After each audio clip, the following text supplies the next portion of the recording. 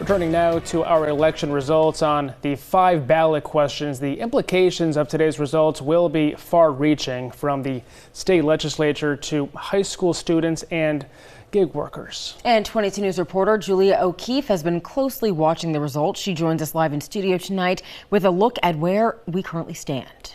That's right, Nick, Ciara. Massachusetts voters voted on these 5 questions alongside the presidential and legislative races. And as of right now, 13% of votes have been reported, and we are working to update the numbers as they come in. So far, about 72% of reported voters have voted yes to allow the state auditor to audit the legislature, and nearly 28% have voted no. Yes voters, like the auditor, say it will improve government transparency to know how taxpayer dollars are used, while no voters, like most of the legislature, say this is outside the auditor's scope and violates the separation of powers outlined in the Constitution.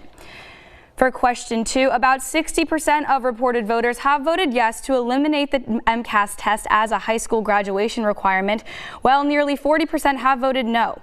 Yes voters want to do away with the test as a requirement, saying it is not representative of all students' capabilities.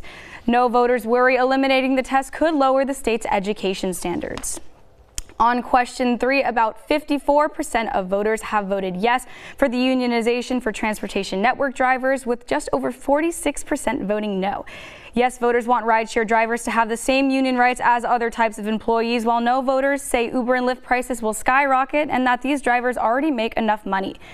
For question 4, on the limited legalization and regulation of certain natural psychedelic substances, about 44% of reported voters have voted yes to allow persons over the age of 21 to grow, possess limited amounts of these substances under licensed supervision. Nearly 56% have voted no to make no change in existing laws regarding these substances. And finally, on question 5, 37% of voters have voted yes to raise the minimum wage for tipped workers, and about 65% of voters have voted no to keep existing laws regarding tipped pooling and minimum wage. These yes voters say raising the minimum wage will lead to higher overall wages for tipped workers, while no voters argue these workers make more as the law is now. 22 News is working to update ballot question results as voters are reported. You can view a complete breakdown of the ballot questions and these live results on our website, wwlp.com. Working for you live in studio, Julia O'Keefe, 22 News.